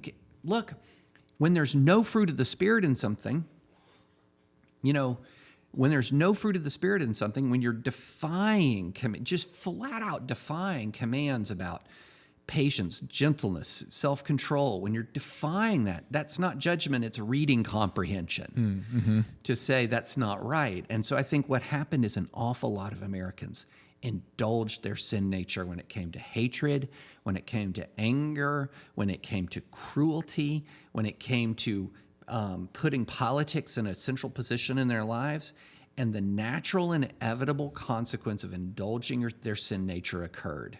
And that is, they went down a road that was unrecognizable to that their 2014 self would not recognize them right now. Right. Exactly. That's what I'm talking about. Yeah. And I also, just to be clear, I also know people who did vote for Trump who didn't lose their mind. You know what I mean? Of So course, that happens. Of course. But yeah. the one thing that I didn't understand how to process it and reason through it was, I know people in real life that I know well that in real life scenario with a leader like Trump, wasn't Trump obviously, but a very Trump-like leader or person, cannot stand it, couldn't stand it, shouldn't have stand it. It's that's a whole leadership style that, my gosh, that's a whole podcast all of its own. Major problems with that in real life, but for whatever reason, when it happens at the level of President of the United States, all in on it. And maybe one of the things that you're saying, it maybe helps to make sense of that, which is this negative polarization. It's like, well, sure, in real life, this is kind of sucks. But man, at the level of President of the United States, we really need that because the left, you know what I mean? Well, so that may make what ended explain up it a little bit. Is that the argument became that the presidency is too important for character. Let's just to be blunt about it. Yeah, you're right. The presidency is too important for character because if we hold a character standard, then the other side will win. So you end up voting for somebody that you wouldn't hire to manage a local fast food franchise because they're too erratic, they're too ignorant, they're too cruel. That if you saw them interacting, like, let's put it this way, if you saw them interacting with their employees like at McDonald's in the way that we've seen Donald Trump interact with people, you would call corporate and you would say there's something wrong with that guy. Sure. But it became too important for character. The presidency became too important for character, which is, again, if you had gone back to 2014 and said that to somebody, they would be in. If you went back to a lot of these people you're talking about, if you went to their 2014 selves and you described their 2021 selves to them, they would be livid at you. They would be furious at you because how dare you think I could ever stoop to that? But it was a process, step by step by step by step. And it's a process we're familiar with as Christians in so many other categories that we guard our hearts against. Because you know that there's a step-by-step process into like adultery, or there's a step-by-step process into alcoholism, or there's a step-by-step process into all kinds of besetting sins. And so we guard our hearts against this, and we guard ourselves against it. There is a step-by-step process into hatred. There's a step-by-step process into corruption and endorsing corruption in politics. It's the same like there's a step-by-step process into fraud in business, how somebody could go and say, I want to be a great Christian businessman, and 7 years later, to keep their business afloat, they're defrauding their customers. All of these things are completely understandable to us, but for some reason, we've carved out this area of politics where it's almost like we said, well, we can't sin in politics as long as we're pro-life. Or we can't sin in politics as long as we're for religious liberty, because the last thing we can have is the other guy who's against religious liberty winning. Okay, so also the pro-life thing was the rationale for a lot of this actions and attitudes too, wasn't it? Like that's a major trigger for... I will say this, and you're getting into my cynicism now. It's what they said. Okay. Now, there's a lot of evidence that says that white evangelicals are more anti-immigrant than they are pro-life, if you really drill down into the data.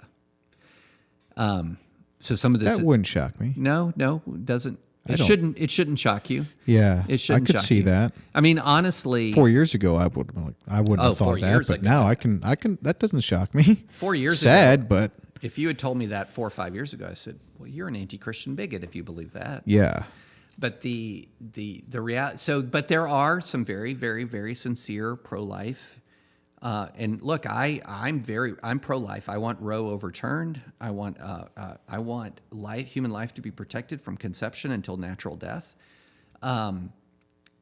But one of the things that one of the things that I began to notice was that, and so I didn't vote for Biden. I didn't vote for Trump.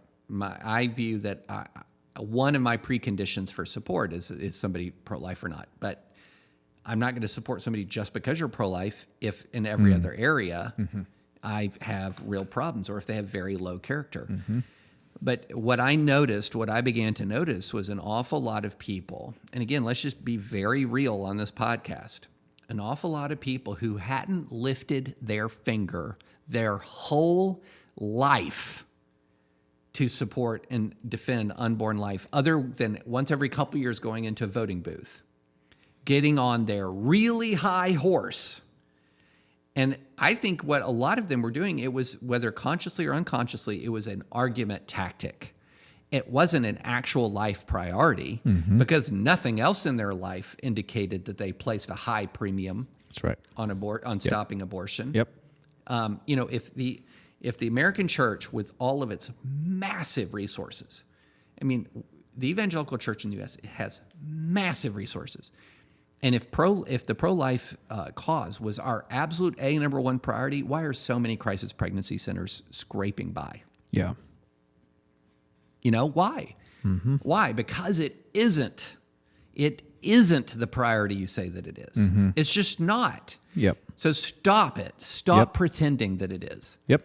I do not disagree with that. And also the pro-life thing okay, I had a guy on the podcast. His name is Andy Schoonover. He sold a company for $100 million. This guy is brilliant. And after he sold this company, he thought the Lord was calling him in. Well, I think the Lord was calling him into running pregnancy care centers in Austin, Texas. And he was taking his business mind and applying it. He's out of it. Oh, really? He's out of it. After a few years, he was successful. He did a good job on using his MBA, skills and experiences in business and like getting up and running. But he bumped into so many challenges, and some of those challenges from the right. And one of those big challenges was contraception. The number one thing to limit abortions is contraception. Is what he was talking through. Well, the right doesn't want to talk about contraception. They want to talk about how they shouldn't be having sex to begin with. Well, let's first of all talk about, is there a creator? Has he designed us? This man, Jesus Christ, do you believe in him? How would he have you live your life?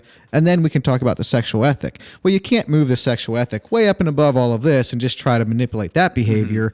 And so that just kind of goes along with what you're saying is let's be reasonable about this and talk through this situation. So. Well, it's funny you said that because, I remember when I was a high school student, and, so I'm a Christian kid in a youth group, and it's a pretty fundamentalist church and very strict on everything.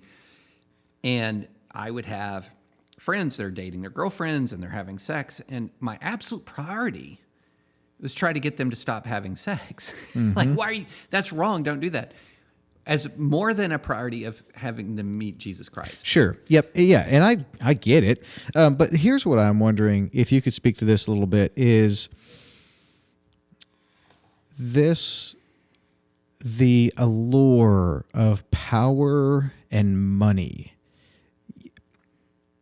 You can't have a conversation about what happened with Trump and the evangelical church at large and how people latched onto that without talking about power and money, right? Those were two little, and there might be others that you have in mind too, which I'd love to hear about. But man, those two are very deceptive, and they get your fingers on you, and that's a tricky bit. Well, the seduction of power is so multifaceted. It's so multifaceted, and the way it initially gets you,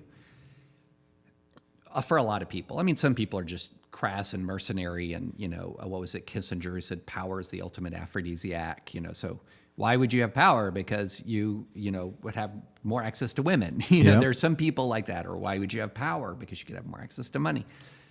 But the way that's really seductive, I think, for Christians is, what good is power? It lets you do good things.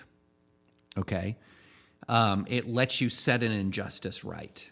It lets you do something for the common good. It lets you do something for justice. And so what is really seductive? If Satan is going to come at a Christian through power, they're going to come at the Christian from the standpoint of saying, look at all the good you can do. Look at all of the good that you can do.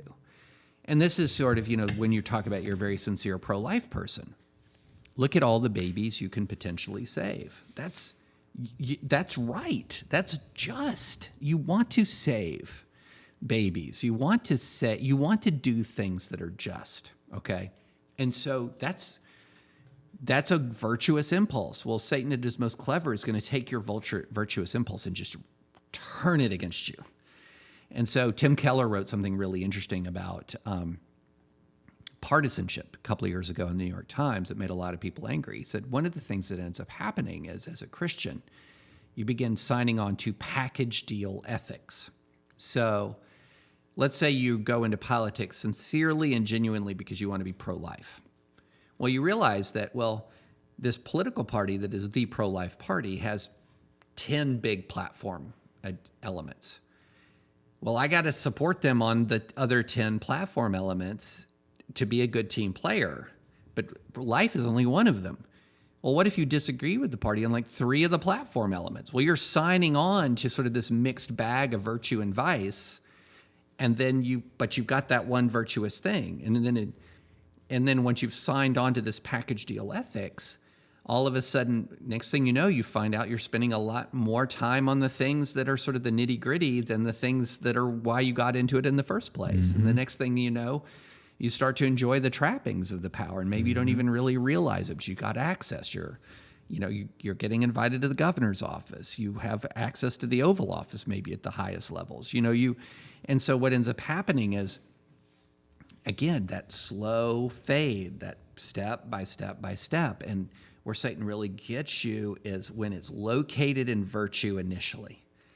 And with virtually every single Christian that I know who went all in for Trump, they did not start out saying, I'm for Trump because he punches CNN in the face. Mm-hmm. They did not start out there. They were like, I'm for Trump because he's more pro-life and he's for religious liberty.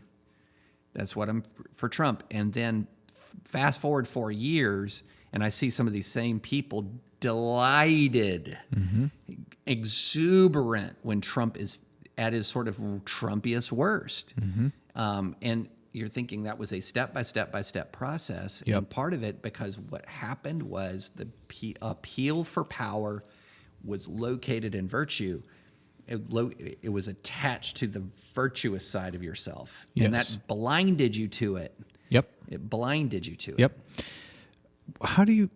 What about those people that made all these prophecies, and why was prophecy so lumped in with the Trump thing? Like they don't always make prophecies about presidents, right? But a lot of people were making these prophecies to like the applause of the congregation. It's like when you look at it, it's just, to be honest, it's kind of gross.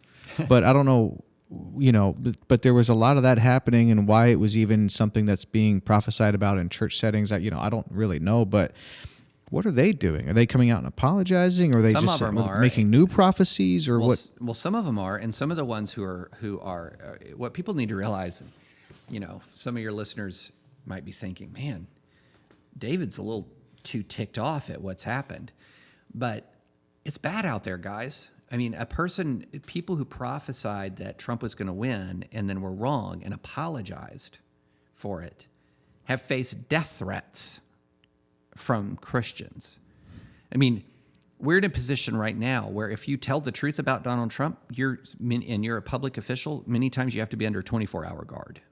Wow. I mean, that's where we are now. Like we can't sugarcoat this. We can't sit there and say, well, and look, I'll be very clear. There are a lot of people who voted for Donald Trump who are salt of the earth people.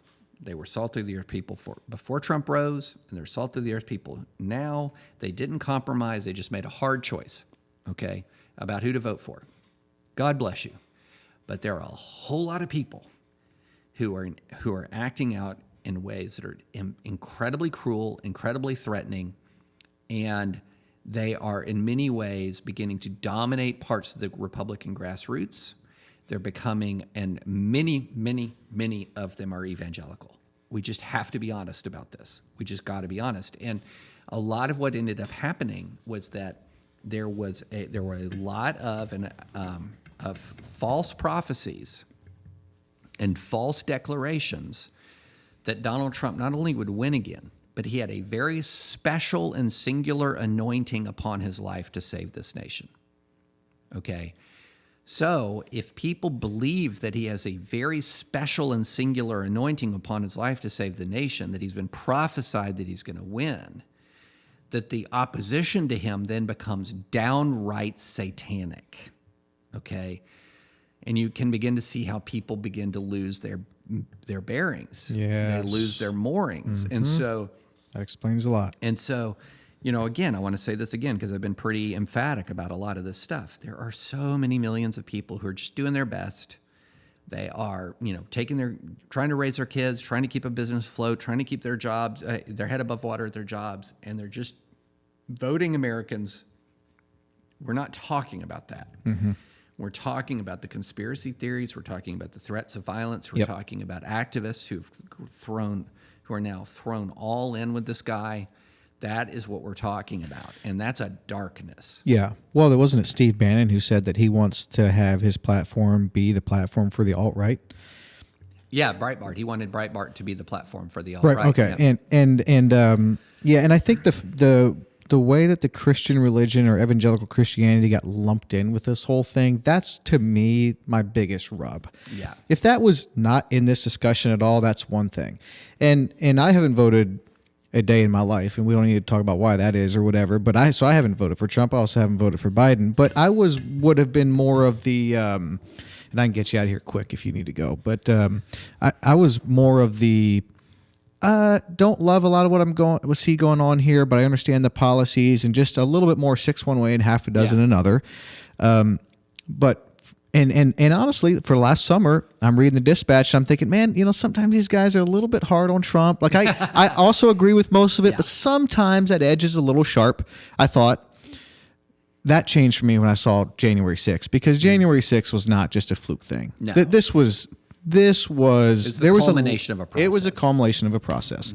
I'll tell you. So I will say this: I went through an evolution as well. So I was very much against Trump, I was very opposed to Trump in 2015. 2016, I said I'm never Trump. I will never support him. Basically, because I was still I believed what the Southern Baptist Convention said in 1998. I believed that, and I couldn't reconcile. that declaration in 98, which I believed was theologically true, with supporting this person. But, he wins in 2017, and, he does some good things. He does some bad things. Some of the Democratic resistance to him was way over the top. I still was not, supporting him. But then, and it just kept getting worse and worse and worse and worse. And then by the time the pandemic hit, and the way in which he handled that, and lying to the United States of America about the severity of a disease that has now claimed 600,000 lives, the inattention, the lack of care for his fellow citizens, combined with the indifference that so many of his followers had for that lack of care. And I began to see a corruption in our culture that was deeper than what I even feared in 2016. It was deeper. And so nothing about the election contest surprised me, but then January 6th did. It did surprise me. It was even deeper. It was even worse than I thought it was. Mm-hmm. And if I had told somebody, even on January 4th, if I'd gone on Twitter on January 4th, January 5th, and I'd said, things have gotten so bad that the Capitol is going to be stormed tomorrow, I would have been called every name in the book by Trump supporters. Pearl clutcher, conspiracy theorist, anti-Trumper, you hate us. Boom, the Capitol is stormed. And look, I know that was 1,000+ people, whatever it was, but that was a culmination of a process that was involved a lot more than 1,000 people. Yeah, totally agree. Is it a given that he's coming back in 24? No, I don't. I don't think any of us knows. There's so many variables. I mean, health. He's not a young man. Is it likely? Would you say? I thought it was sort of a given. But I would say if he had to make the choice right now, I bet he'd do it. Okay. Yeah. But to your point, we got 4 years to go, or 3. All right. Well, thank you so much, David. Yeah. Thank you for your time. Thank you for driving up here. I really appreciate it. Yeah. Last question for you. How do you write so much, so well about so many different things? I mean, I know this is sort of your job, right? But still, like, you are cranking it out and it's done really well. Oh, thanks. Is there a process you go through? Is this just you kind of have this experience and you just can write? I mean, I draw a lot on experience. As with anything, you do something a lot, you get better at it. And I tend to write about the things that I have done a lot, whether it's constitutional law. I was a constitutional lawyer for a long time. Whether it's what's going on in the Middle East, I served in the Middle East. I worked, I was part of a team that represented the interests of the government of Israel in international, law of armed conflict issues. So I've done things that I can draw experience on. And then the more you write, it's just, the more it comes naturally. Yeah. Just like anything else. Yep. Yeah. Yeah. Well, keep writing. I really appreciate it. Anything you want to leave the listeners with before we wrap this up? Boy, I don't know if I've had a thought left unexpressed after all of this. Well, I appreciate it very much. Thanks for being on. I'm excited to get this out there. This is a conversation I was looking forward to having for some time. So thank you very much, Thanks David for French. having me. Appreciate it.